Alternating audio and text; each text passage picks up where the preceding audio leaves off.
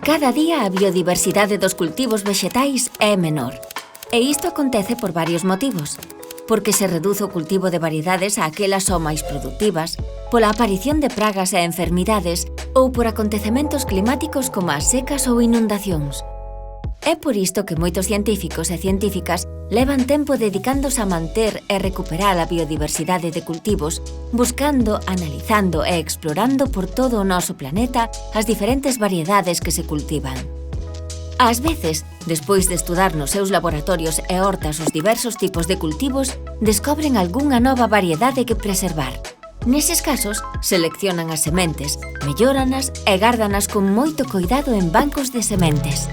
Estes bancos son espazos dentro dos centros de investigación onde as sementes de moitísimas variedades de cultivos se gardan para que non desaparezan e estean dispoñibles para o futuro. As variedades de cultivos que albergan os bancos de sementes son pequenos tesouros que nos serven para manter a biodiversidade do noso planeta. Mais para recuperar a biodiversidade, precísase volver a plantar e cultivar estas sementes. Para iso é fundamental a participación de agricultores, produtores e produtoras que utilizan as sementes dos bancos para cultivar, por exemplo, diferentes tipos de millo, de grelo, de chícharo, de xudía, de fava, de berza ou de col.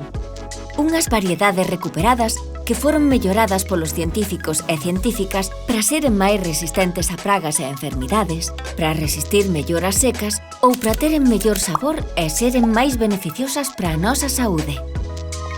Para coñecer máis sobre os bancos de sementes e a biodiversidade de plantas e cultivos, bota un ollo en biomisión.eu.